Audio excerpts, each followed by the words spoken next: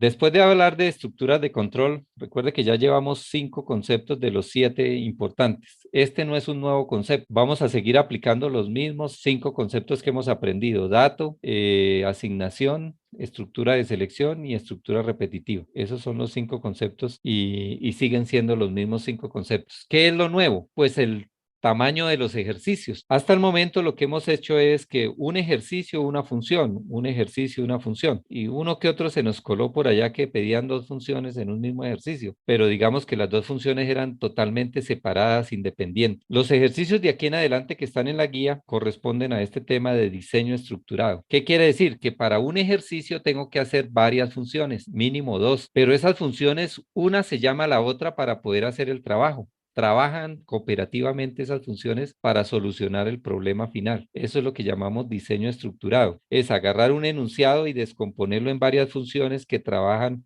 unas con otras para solucionar un problema. Entonces, de aquí en adelante, antes de empezar a programar, pues usted tendría que identificar cuántas funciones tiene que hacer en ese ejercicio y saber que esta función tiene que hacer esto, la segunda función tiene que hacer tal cosa, la tercera función tiene que hacer tal cosa, antes de empezar a programar. Entonces, eso es lo que llamamos el diseño y le llamamos diseño top-down porque uno arranca diciendo, bueno, para resolver el problema necesito una función así, pero esa función dentro requiere utilizar 2 funciones así. Y esta función uno requiere de la función 3 y la función 4. O sea que dentro del código de la función uno va a llamar a la función 3 y a la función 4. Entonces usted diseña una forma de solucionar el ejercicio identificando 2 o más funciones. Pues el ejercicio más complejo, probablemente la guía va a utilizar algunas 5 o 6 funciones nomás, pero la mayoría utilizará 2 o 3 funciones para solucionar el problema. Eso es lo que llamamos diseño estructurado. Entonces es antes de empezar a programar, pues hacer un matachito como este que me diga qué funciones tengo que desarrollar. Cuando yo tenga ese matachito, pues ya empiezo a codificar, o sea, a escribir código y documentarlo, obviamente. Escribir código y documentarlo se hace de abajo hacia arriba.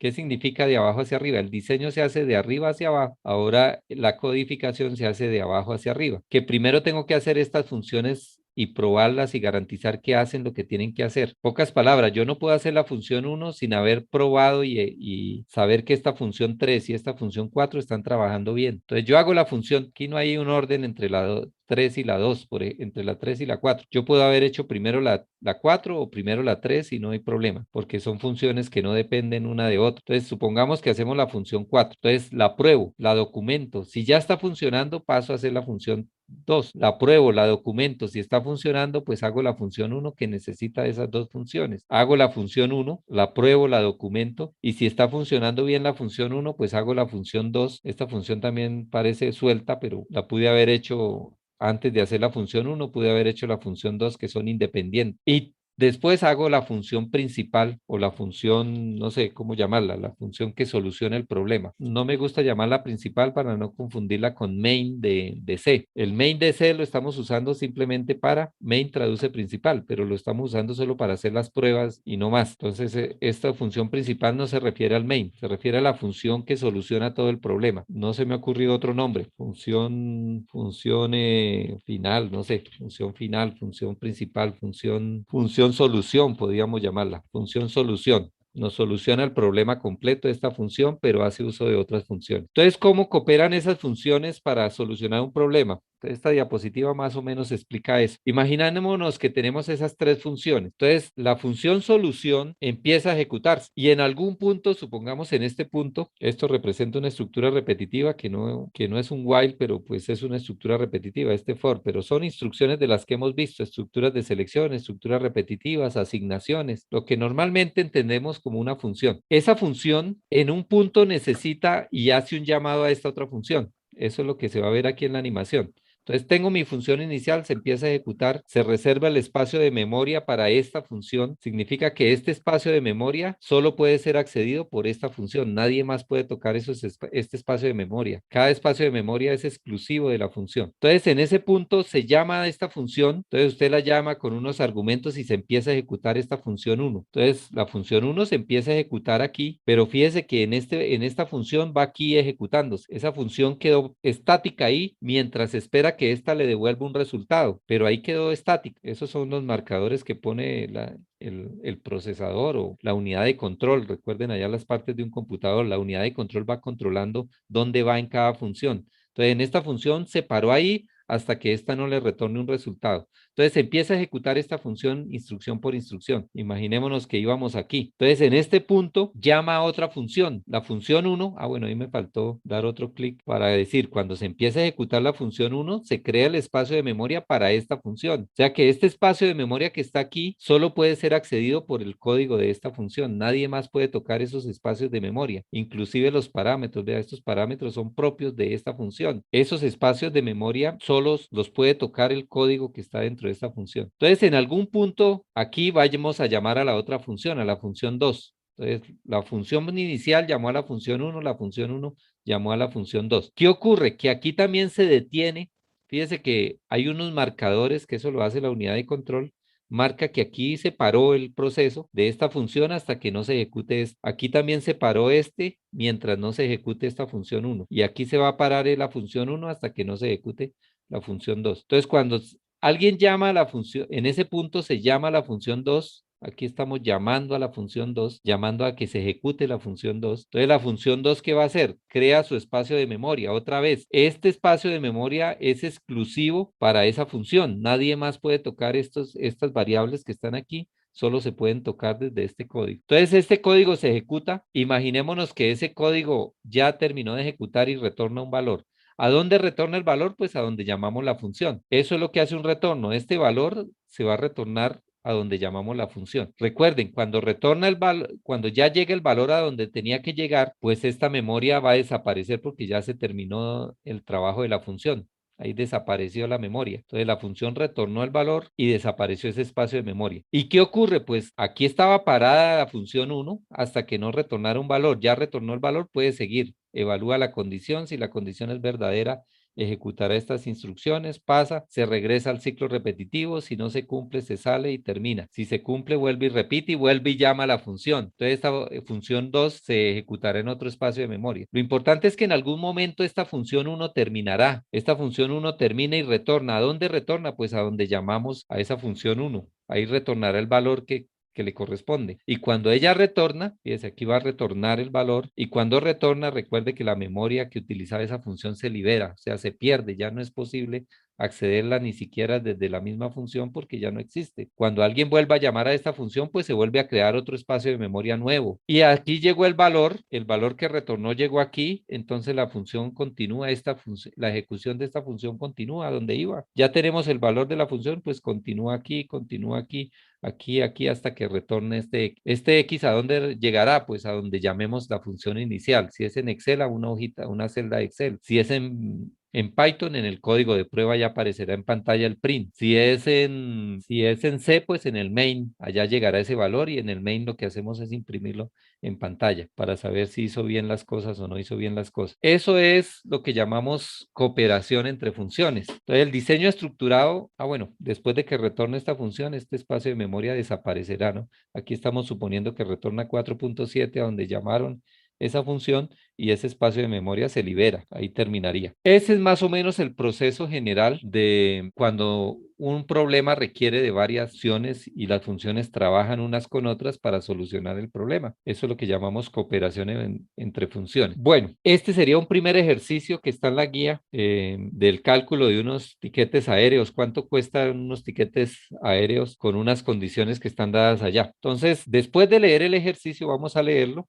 Pues pueden haber varias formas de hacerlo, pero esta es una. Necesitaría hacer 4 funciones. Una función que es la principal, que sería calcular el total a pagar, pero vamos a leerlo para entender de qué estamos hablando. Eso está escrito ahí en la guía, y este ejercicio 44 es el que representa una posible diseño como el que tenemos allá. Entonces dice, calcular el costo de los pasajes aéreos de una agencia de viajes, el nombre no importa, se llama Vientos Air, para el cual el pasajero el viajero debe suministrar los siguientes datos para registrar su reserva: en qué clase quiere viajar, a qué destino quiere ir, y cuál es el tipo de viaje que quiere hacer, y cuántos tiquetes. Entonces, esta empresa es chiquitica y solo tiene 2 destinos, Miami y Madrid. Madrid. Y estas son las tarifas. Si quiere ir en primera clase a Miami, le cuesta 1.300.000. Si quiere ir en segunda, 1.100.000, 120.000. Si quiere ir en tercera, 1.100.000. Si quiere ir a Madrid en primera clase, 2.700.000. En segunda clase, 2.500.000.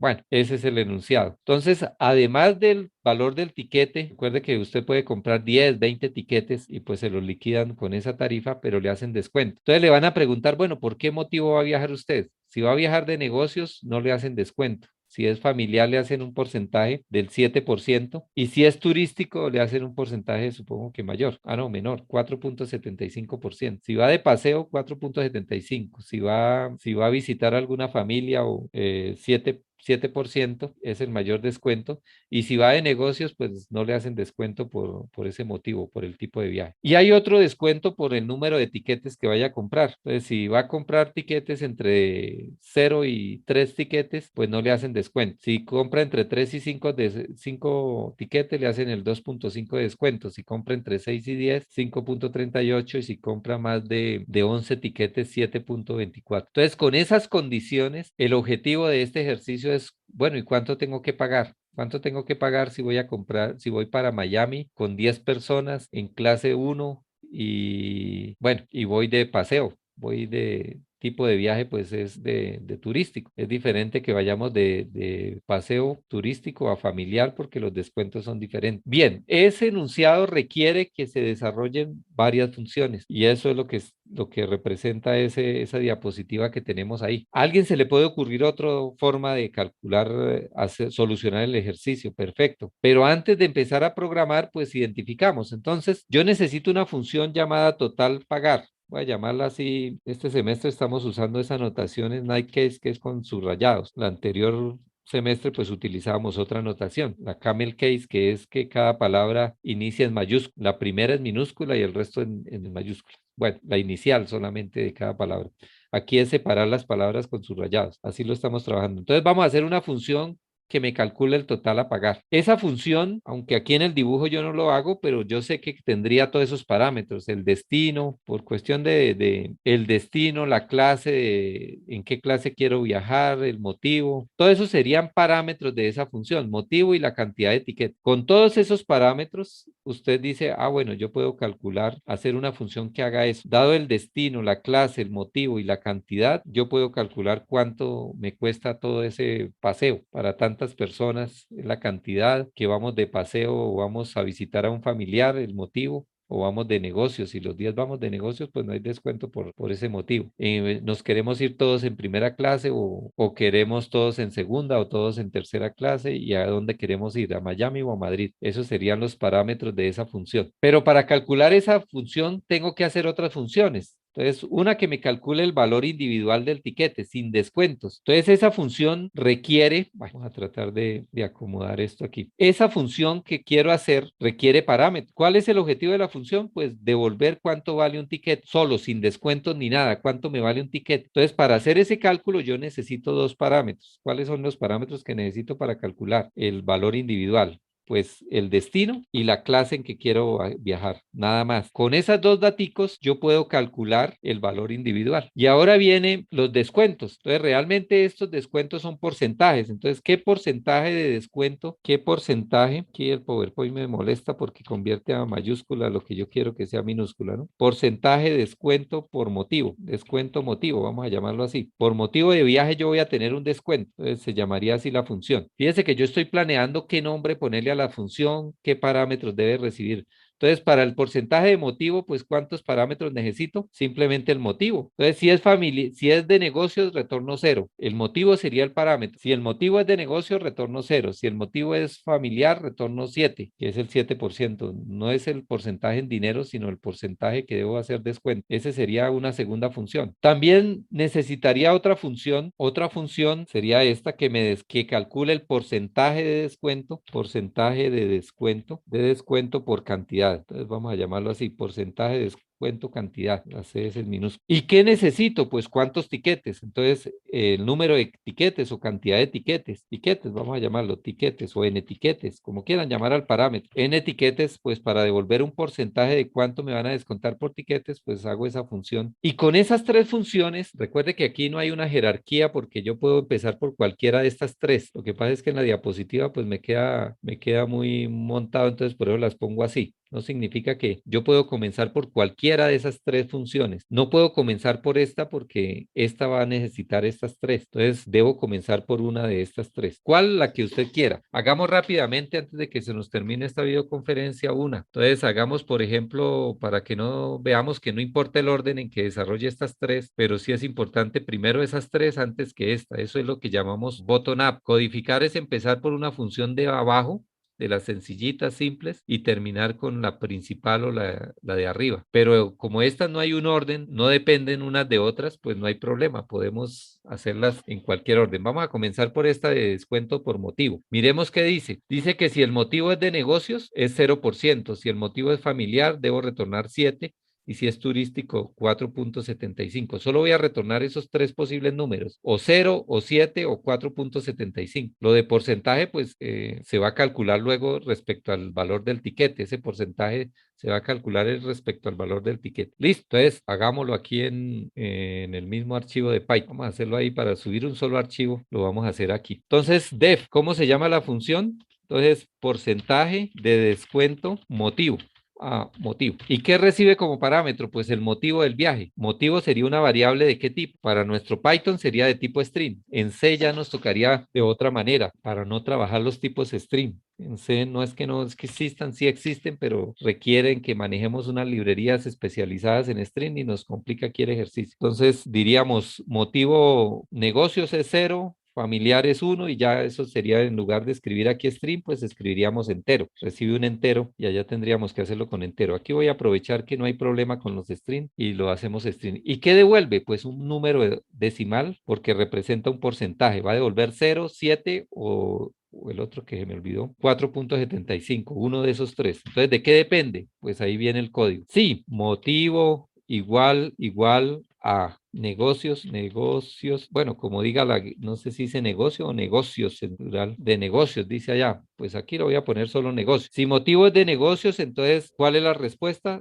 0% de descuento. Sí, voy a hacerlo sin anidamiento. Sí, motivo igual familiar, entonces, ¿de cuánto es el descuento? 7%. Y si motivo es igual a turismo, entonces el descuento es de RTA va a ser igual a, ¿cuál sería el otro? RTA igual a 4.75. 4.75. Muy bien. Y listo, ya tengo mi función, retorne RTA. Entonces, RTA una variable, va a ser un valor o bien 0, o bien 7, o bien 4.75. Que dice, bueno, y si no es ni negocio, ni familiar, ni turístico, pues nos va a generar ahí un error. Entonces, si queremos evitar el error, que ya sería como parcharlo, pues sería, bueno, pues entonces, si no es ninguno, ponga 0 también, por si acaso usted se equivocó y escribió negocitos. Entonces, negocitos no es igual a negocios, entonces va a retornar 0%. Familiar lo escribió con F minúscula, entonces va a retornar 0% porque tiene que ser familiar así exactamente como está escrito para que él devuelva 7. Entonces, esta inicialización podría evitar algunos errores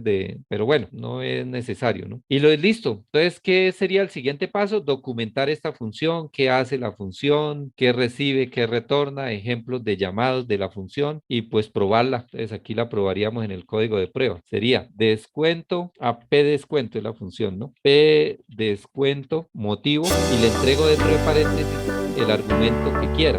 Podríamos decir, bueno, negocios, como un string, ese sería luego me va a retornar 0, módulo, aceptar, y ahí está el 0. Que no voy de negocios, voy por viaje familiar, entonces módulo, y va a decir 7%. Que voy de turismo, corremos, run módulo, va a retornar el 4.75. Entonces ya tenemos una función y está trabajando. Que me equivoqué y escribí turismito o cualquier cosa, pues va a retornar 0, porque tiene que escribir exactamente como usted aquí hizo la estructura de selección. Que no la quiere así, que la quiere con estructuras de selección anidadas, pues listo. Pone el si no aquí, si no, y esto estaría dentro de ese si no, tab, y este es sí, también tiene otro si no, y de esto estaría dentro de ese si no. Bueno, ahí ya las anidé. Y este if tendría otro si no, y en ese si no, pues sería si no es ni negocio, ni familiar, ni turístico, pues retorne cero, por ejemplo.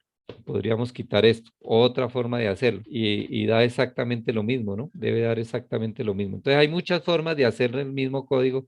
Aquí nos dio cero porque lo estoy probando con turismo mal escrito. Si lo quiero así, debería retornar el 4.5, turismo 4.5. Entonces, pues faltaría documentar la función y listo. Entonces, ya hicimos nuestra primera función, que es el descuento. Esta ya la hicimos y la probamos y está trabajando. Entonces, hay que hacer cualquiera de estas, o por destino, o por valor individual, o es la más sencilla, pues es este otro descuento o número de etiqueta, y luego haríamos la de el valor individual, que también para cada función hay muchas formas de hacerlo. Estamos haciendo esta función, espero que estén viendo mi pantalla, me confirman por favor, que nos va a devolver cuatro posibles números, son los que va a devolver o cero o 2.6 sin el por ciento obviamente, porque esos son los cuatro posibles números que me va a retornar la función. Entonces, si compro menos de tres tiquetes, 0%, si compro entre 3 y 5, 2.6, y estos son. Entonces, son puras estructuras de selección basadas en el número de etiquetes que voy a comprar, que es un número entero. ¿Y qué nos va a retornar? Pues el numerito ese es un número decimal. Entonces lo vamos a colocar aquí de tipo float y dos puntos y comenzamos el código. Entonces, ¿cómo sería la pregunta? Pues si en etiquetes menor que 3, voy a hacer las anidadas para que tenga que escribir menos código, pero ustedes allá en su casa pueden hacerlas secuenciales sin anidamientos con calma. Número de etiquetes menor que 3. Si el número de etiquetes es menor que 3, entonces ¿de cuánto es el descuento? Vamos a ponerle RTA es el descuento, 0%. ¿Listo? Si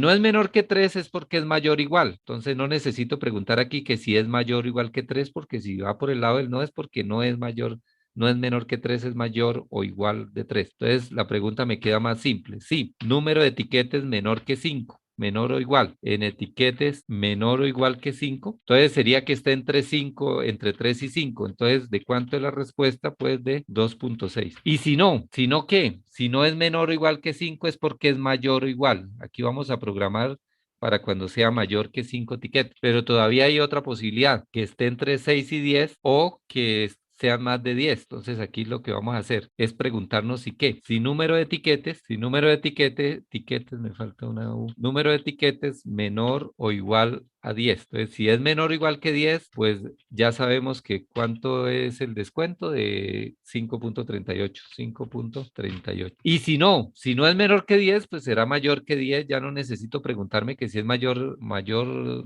si no es menor o igual, es porque es estrictamente mayor de 10. Mayor de 10 es 11, 12, 13, cualquier cantidad. Entonces no necesito preguntarme ahí que si es mayor de 11 porque ya se supone que ya descartó las otras opciones. Fíjese que no sería menor de 3, no sería menor de 5, no sería menor o igual a 10, pues es porque es mayor o igual a 11. Entonces aquí sería de 7.24. Y ese es el valor que vamos a retornar. Por fuera de todas las estructuras va el return, eso es importantísimo, ¿no? Return RTA. Este return RTA tiene que estar por fuera de esas estructuras. La estructura de selección comienza ahí, termina aquí, solo que dentro de la parte falsa hay otra estructura de selección y así sucesivamente. Entonces hay una sola estructura, vamos a tratar de dibujarlas. ¿Qué tenemos ahí? Una sola estructura de selección, esta, que por el lado falso tiene otra estructura de selección, que es esta, y por el lado falso de esa tiene otra estructura de selección. Ahí están las tres estructuras anidadas y que como tarea podrían hacerlas secuenciales, pero que haga exactamente el mismo cálculo, pero de manera secuencial, no una dentro de otra. Y ya tenemos ahí el descuento por cantidad, entonces lo puedo probar. P descuento cantidad. Entonces, si compro un solo tiquete, sería el argumento. Recuerde que cuando uno llama a la función, esto se llama argumento. Ese argumento es copiado en el parámetro. Este argumento se copia en este parámetro, el valor de ese argumento se copia en ese parámetro y se trabaja con ese valor. Esa es la diferencia entre argumento cuando uno llama a la función y parámetro cuando uno programa la función. Corremos este código y nos debe retornar un 0. Alguien que me diga el error. Ah, pues esto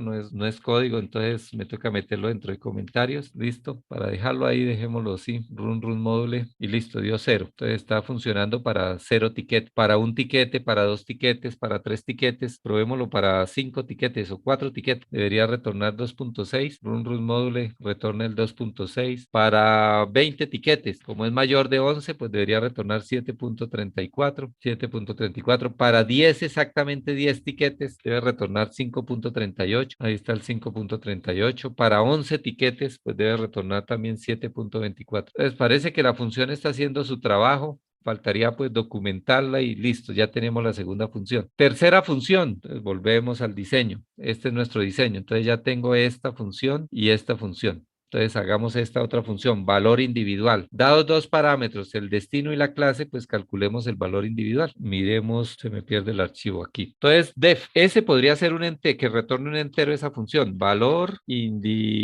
individual, porque los precios que están ahí son enteros, pero si fueran en dólares, pues probablemente tendrían decimales. No importa si lo ponen entero, pues valdría, ¿no?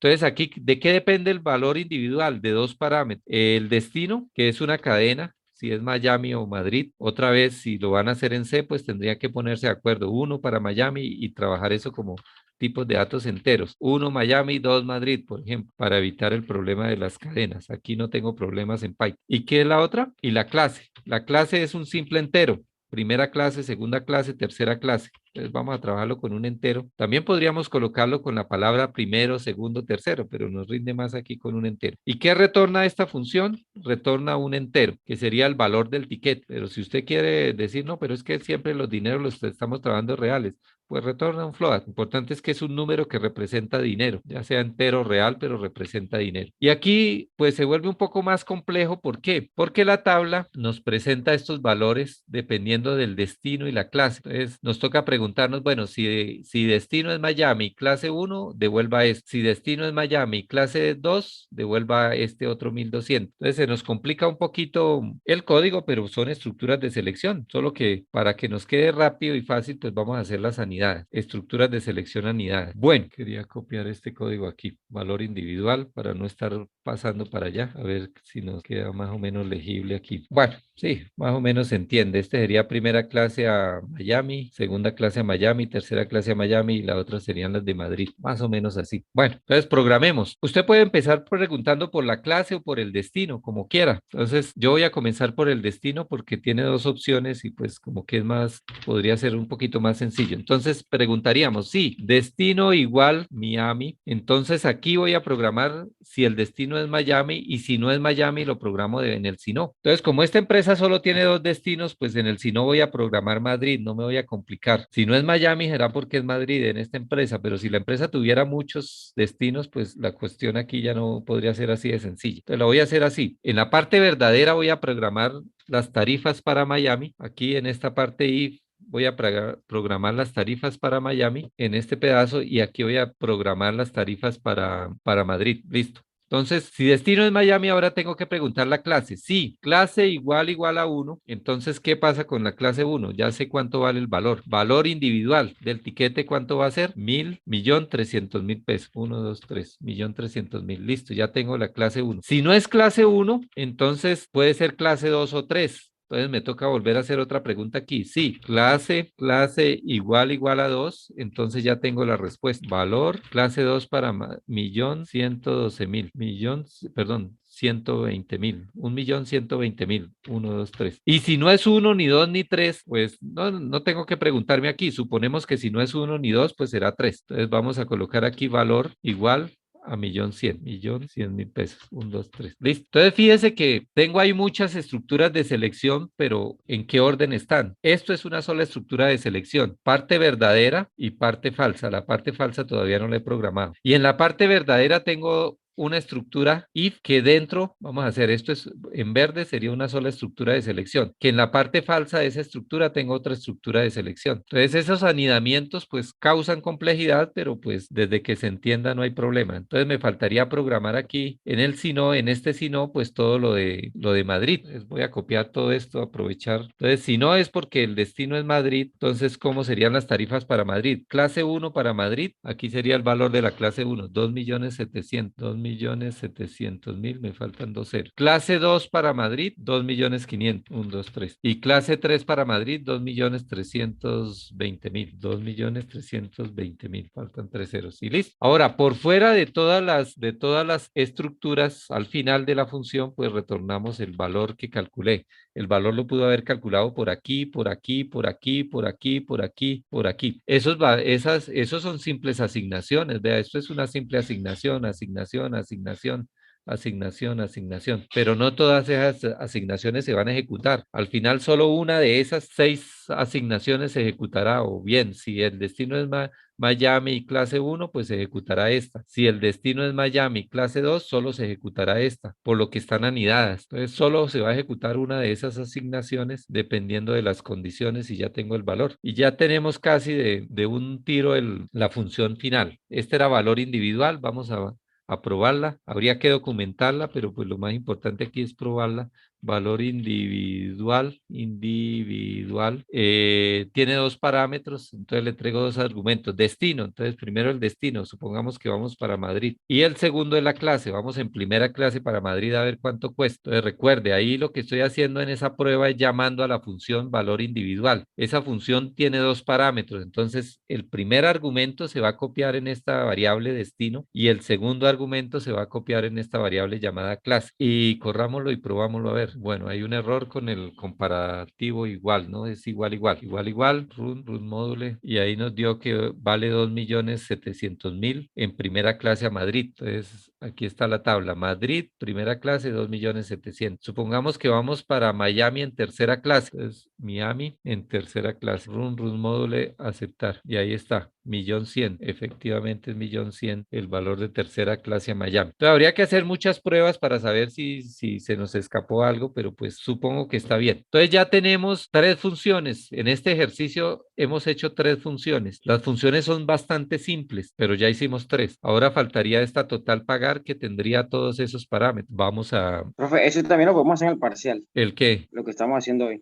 Pues si lo consideran pertinente, sí. Lo que normalmente hacemos es poner un ejercicio, una función, porque no estamos evaluando diseño estructurado, pero si ustedes creen que les queda más fácil haciendo varias funciones, pues háganlas, no sería problema. Pero digamos que no es un tema evaluable. Que el que lo haga con una sola función, pues bien, el que lo haga con varias, pues bien. Bueno, miramos entonces esa última función que nos falta hacer, que es la que resuelve todo el ejercicio. Esa función se llama total pagar y que recibe como parámetros tres cosas: el destino, que es una cadena de caracteres; la clase, que es un entero, primera, segunda, tercera clase; el motivo, que es otra cadena de caracteres; y la cantidad, que es un entero también, cuántos tiquetes. Y esto nos va a retornar un número real que sería cuánto tengo que pagar, que representa dinero, ¿no? Ese float que estamos entregando ahí, pues representaría el dinero, el total que tengo que pagar por todos esos tiquetes con esas condiciones. Bueno, así sería 2 puntos. ¿Por qué no me dejó el tabulado? Bueno, ya, listo. Entonces, ¿qué haría esta función? Llamar a las otras funciones. Entonces, usted podría decir, bueno, en X guarde el valor individual del tiquete. Individual, el nombre de la variable como lo quiera llamar, pero la función sí me toca llamarla tal cual como le escribí aquí arriba. La función se llama valor individual, pues valor individual.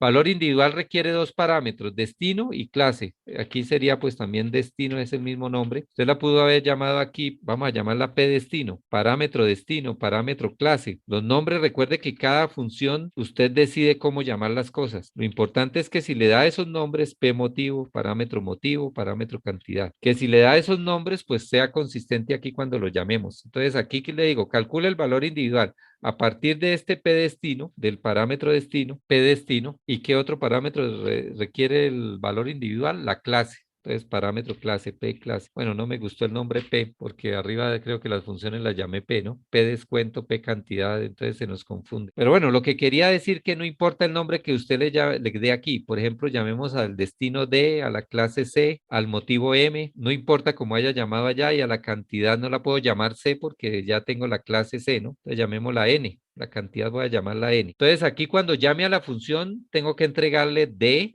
este valor que está aquí en d y la clase que está en C. C es la clase, esta clase es esta clase y este destino es este destino. Entonces él me va a calcular el valor individual y el resultado me lo va a guardar en una asignación. Listo. Entonces vamos a llamar porcentaje 1 de descuento. P1 la voy a llamar a la función P. Llamamos a la función calcular el porcentaje de descuento. ¿Cómo es que llamamos a la función? P descuento por cantidad. P descuento cantidad. Y resulta que esa función tiene un parámetro que es el número de etiquetes. ¿Cómo se llama aquí el número de etiquetes? N. En esta función el número de etiquetes es este parámetro N y así lo llamamos N. Listo, ya tengo el primer porcentaje. Segundo porcentaje, porcentaje 2. Recuerde que ese porcentaje podría haber sido 0, ¿no? Si compré menos de 3 tiquetes, pues en P1 va a haber un 0. El porcentaje 2, ¿cómo sería? Porcentaje, calculemos el otro descuento. P descuento, se llama motivo, ¿no? Y tiene una variable que es el motivo. Aquí el motivo lo llamamos M. Entonces fíjese que eso es lo importante, que no importa los nombres de los parámetros, usted sea consistente. Esta M es esta N es esta D es esto, esta C es esto, porque no se puede acceder a ninguna otra variable de otro lado, solo puedo trabajar en cada función con las variables que yo tenga ahí. Entonces ya tengo ese porcentaje, voy a llamar a un P de porcentaje total, llamémoslo PT de porcentaje total, igual a P1 más P2, sumé los dos porcentajes de descuento. Ahora sí puedo calcular el total. ¿Cómo calcularíamos el total? Pues el valor individual, o coloquemos subtotal, subtotal. Subtotal sería cuánto me cuestan los tiquetes sin descuento, todos los tiquetes. Entonces, ¿cómo calculamos el subtotal? Pues X multiplicado por ¿quién? Por el número de tiquetes. Recuerde que en X estoy guardando cuánto vale un tiquete solito. Entonces, si multiplico cuánto vale un tiquete por el número de tiquetes, recuerde que esta N es el número de tiquetes, entonces estoy calculando un subtotal sin descuento. Ahora, ¿cómo calculamos ya con todos los descuentos? Pues es aplicarle este porcentaje total a esa cantidad. Ese sería el total final. ¿El total a qué va a ser igual? Al subtotal menos. Recuerde que ese PT es un porcentaje. Un porcentaje es un numerito, no es, representa dinero. ¿Cómo hago para convertir eso en dinero? Pues lo multiplico por subtotal. Subtotal sí representa dinero. Aquí estamos calculando un porcentaje de ese subtotal y lo divido entre 100. Entonces el subtotal menos el subtotal multiplicado por el porcentaje dividido por 100, pues es lo que tengo que pagar. Y eso sería lo que tengo que retornar. Return total. Que alguien lo puede hacer con una sola ecuación, perfecto. Yo utilicé ahí cuántas asignaciones, un montón de asignaciones como para que quedara más claro. Una asignación, otra asignación, otra asignación, otra asignación, otra asignación y esta última para calcular ese total. Pero alguien pudo decir, no, pues yo lo hago en una sola fórmula y ya. Eso daría una cosa extensa, larga, pero igual funcionaría. Y listo, ese sería. Entonces, ¿cómo lo probamos? Pues total pagar. Llamamos a la función total pagar que tiene 4 parámetros. Entonces, el primer parámetro es el destino. Entonces, vámonos todos para Miami. El segundo parámetro es la clase. Pues vámonos en segunda o en segunda clase, que es más baratita. La tercera es más barata, pero vámonos en segunda. M, que sería ¿qué? El motivo. Entonces nos vamos de paseo, o sea, turismo. Y el cuarto parámetro, pues somos 36 estudiantes, vamos a decir que nos vamos todos, son 37 personas las que viajamos. Y ya nos deben mostrar ahí cuánto tendríamos que pagar Profe, para irnos para Miami. profe, Sí, tiene un problemita, bueno, pues problema no, pero el valor del pasaje a Miami cuando es sí. primera clase lo tiene Primera como clase. 130.000. Ah, claro, faltó un cero. Muy bien. Entonces, bueno, eso debió haber salido cuando hicimos las pruebas. Muchas gracias por aclarar que no hicimos bien las pruebas, entonces se nos pasó ese detallito. Nos faltaba un cero ahí. Muy bien. Entonces nos vamos para Miami en segunda clase. Vale más o menos eso, pero como somos 36, nos van a hacer un buen descuento por cantidad y en total dice que eso sería lo que tenemos que pagar. ¿Cuántos tengo que pagar? 36.471.334. Después de esos descuentos por cantidad, por motivo, también nos hacen un descuento especial. ¿Cómo sé que sí hizo descuentos? Pues tomemos cuánto vale en segunda clase a Miami y multipliquémoslo. Esto sería el segunda clase a Miami, ¿no? 1.200.000. Entonces tomemos el 1.200.000 y lo multiplicamos por 37 personas y eso daría 41 millones. O sea que sin descuento tendríamos que pagar 41 millones con esos descuentos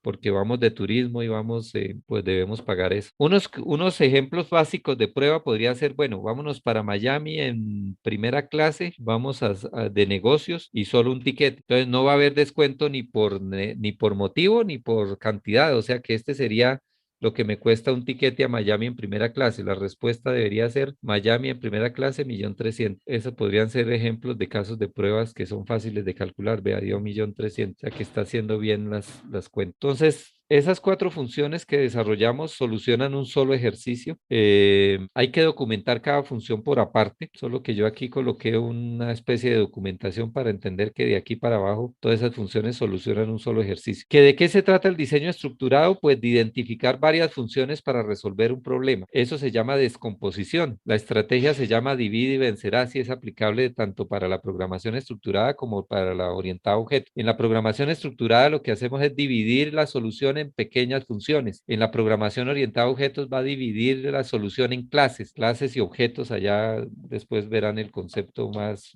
detenidamente en la siguiente materia. Pero podemos solucionar este mismo problema orientado a objetos y este mismo problema lo podemos solucionar estructurado como lo acabamos de hacer. Entonces, diseño estructurado es identificar un conjunto de funciones que trabajan unas con otras para solucionar un problema, o sea, descomponer el problema en pequeños problemas. Y eso fue lo que hicimos aquí. Para calcular el total a pagar, que es el problema principal, pues tuve que decir, bueno, un primer problema es calcular el descuento por motivo, otro el descuento por cantidad y otro el valor individual. Y con esos 3 pequeños problemas solucionados, ya puedo calcular el total a pagar. Entonces, lo que estamos haciendo es aplicando una herramienta que se llama divide y vencerás, que eso es clave en toda la programación. Dividir el problema en pequeños problemas, solucionar los problemas pequeños y luego solucionar el problema general ya habiendo solucionado los problemas pequeños. En nuestro caso son con funciones. Todos son funciones en programación estructurada. Entonces, identificamos funciones, hacemos las funciones por separado,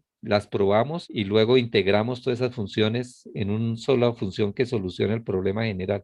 En este caso, la función que nos soluciona todo el problema se llama total a pagar, que requiere de estas 3. Pero se podría crear diversos niveles de descomposición. Fíjese que aquí, pues no estábamos hablando de un problema en particular, pero nos imaginamos una función que utiliza 2 funciones, pero esta función 1 requiere de otras 2 funciones. Entonces, fíjese que la función principal no accede directamente a la función 4, sino que la función 1 accede a la función 3 y 4, y la función principal o la inicial, esta función inicial o la función solución del problema, pues accede a la función 1 y esas accede a otras funciones. Entonces, esa complejidad pues depende del enunciado. La de nosotros era muy sencillo, solo eran estas 4 funciones y que estas 3 funciones no dependen una de otra, solo las pongo ahí de una debajo de otra, es por el orden para que no se salgan de la diapositiva, pero no hay una relación de orden para ejecutar, para decir debo hacer primero de estas 3, ¿no? Puede haber hecho primero esta o esta